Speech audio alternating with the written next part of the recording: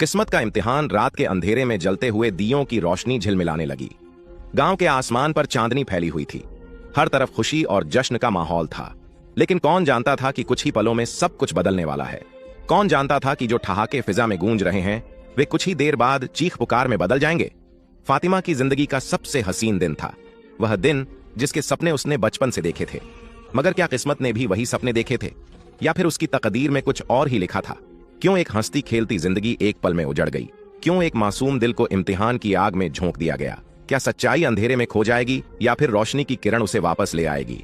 यह कहानी है एक ऐसी लड़की की जिसने अपनी जिंदगी की सबसे बड़ी जंग लड़ी, अपनी सच्चाई, अपनी आजादी और अपने वजूद के लिए। लेकिन क्या वह इस इम्तिहान में कामयाब हो पाएगी या फिर तकदीर के हाथों हमेशा के लिए कैद हो जाएगी? गांव के आसमान पर शाम की सुर्खी फैली हुई थी। हर तरफ दिए जल रहे थे और हवाएं खुशबू बिखेर रही थीं। आज फातिमा की शादी थी, एक ऐसा दिन जिसका उसने सालों से सपना देखा था। वह सुनहरे और लाल लहंगे में मढ़ी जेवरात से सजी बेहद खूबसूरत लग रही थी। उसकी आंखों में खुशी के आंसू थे और दिल में नई जिंदगी की उम्मीद। पूरा गांव जश्न में डूबा हुआ था। हर गली रोशनी से जगमगा रही थी और बच्चे खिलखिला रहे थे। फातिमा के माँ बाप अपनी बेटी के लिए दुआएं मांग रहे थे। उसकी सहेलियां उसके आसपास बैठी उसकी चूड़ियां ठीक कर रही थीं। फातिमा, तुम आज कितनी खूबसूरत लग रही हो, उसकी सबसे करीबी सहेली जैनब ने कहा। हाँ, आज तुम किसी परी से कम नहीं, दूसरी सहेली ने कहा। फातिमा ने शर्मा कर नजरें झुका ली।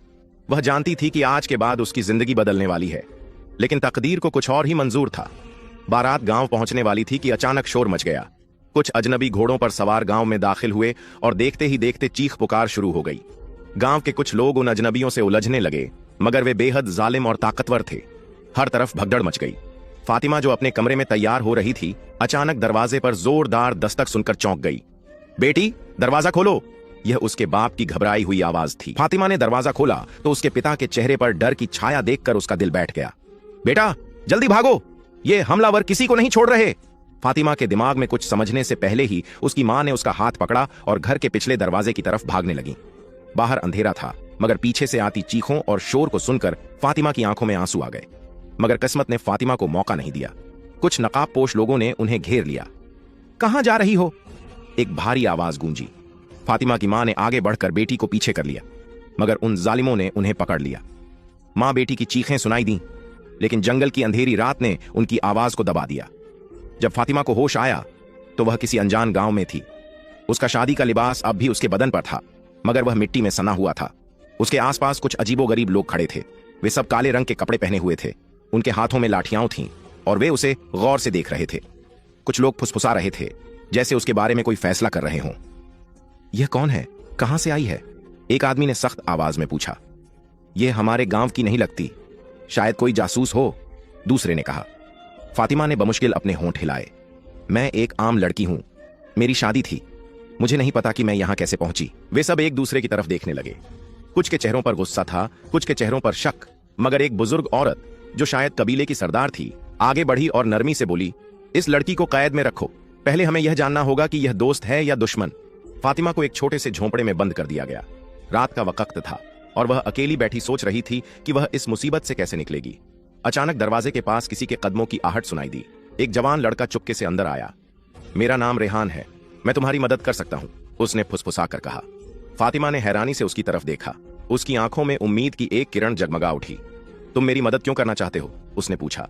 रेहान ने मुस्कुराते हुए कहा, मैंने तुम्हारी हालत देखी है, तुम्हारी बेगुनाही मेरे दिल को छू गई। मैं जानता हूं कि तुम किसी गलत काम में शामिल नहीं हो। फातिमा ने अपने आंसू पोंछे और कहा, मैं सचमुच बेगुनाह हूं, मुझे बस अपने घर वापस जाना है। रेहान ने सिर हिलाया। मैं तुम्हें यहां से निकालने का रास्ता ढूंढूंगा, लेकिन हमें सावधान रहना होगा। अगर किसी को हमारे बारे में शक हो गया तो हम दोनों खतरे में पड़ जाएंगे। रेहान ने फातिमा का हाथ पकड़ा और तेजी से भागने लगा। वे दोनों अंधेरे में गुम हो गए, मगर पीछा करने वाले बहुत करीब थे। कुछ देर बाद वे एक नदी के किनारे पहुंचे, जहां एक नाव बंधी हुई थी।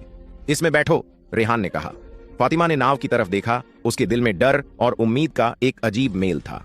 वह जानते हुए भी कि यह रास्ता खतरनाक हो सकता है, उसने रेहान पर भरोसा किया और नाव में बैठ गई।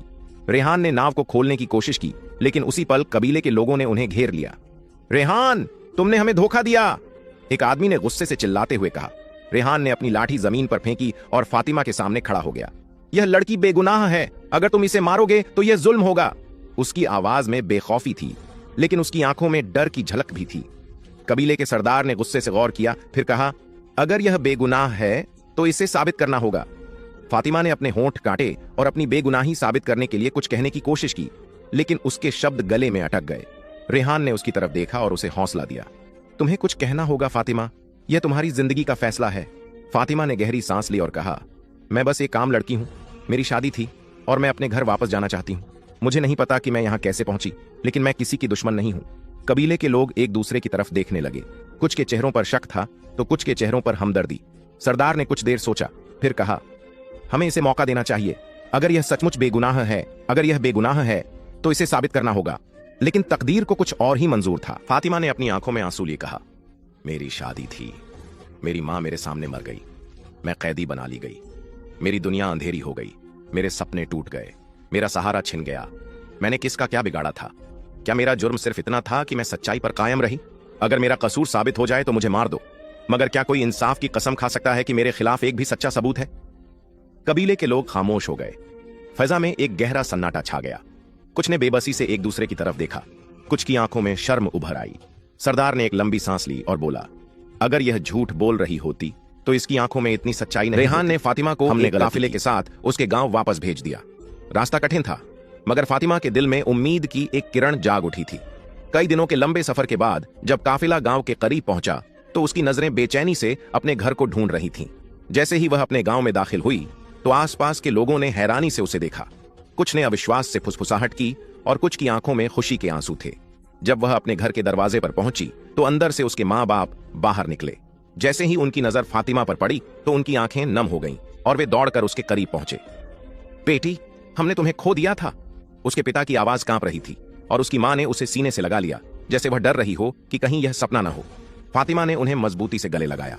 उसके दिल में एक अजीब सी तसल्ली थी। वह पल जिसका वह हर दिन इंतजार कर रही थी आज हकीकत बन चुका था। काफिले के पीछे गांव के बाहर रेहान खामोशी से खड़ा था। उसकी नजरें फातिमा पर टिकी थीं, जैसे वह इस बात का यकीन कर रहा हो कि वह सही सलामत अपने घर पहुंच गई है। फातिमा ने उसकी तरफ देखा और आंखों ही आंखों में उसका शुक्रिया अदा किया। रेहान, तुम भी हमारे साथ चलो, फातिमा के पिता ने दिल से कहा। रेहान ने मुस्कुराकर सिर झुका दिया। मेरा रास्ता अब अलग है, मगर मैं हमेशा दुआ करूंगा कि तुम्हारी जिंदगी खुशियों से भर जाए। नतीजा, जिंदगी ने फातिमा को वे दिन दिखाए जो उसने कभी सोचे भी न थे, मगर उसने अपने सब्र और हिम्मत से एक खतरनाक इम्तिहान का सामना किया और उससे सर खरू होकर निकली। कबीले ने अपनी गलती मान ली और उसे माफी दी, और रेहान ने उसके लिए एक हिफाजत करने वाले का रोल अदा किया जो हमेशा उसकी हिफाजत के लिए खड़ा रहा। यह कहानी हमें सिखाती है कि सच्चाई और हिम्मत कभी हार नहीं मानती, चाहे हालात कितने भी मुश्किल क्यों न हो। मुश्किलें आती हैं, मगर अगर हमारा यकीन मजबूत हो तो सच की जीत हमेशा होती है।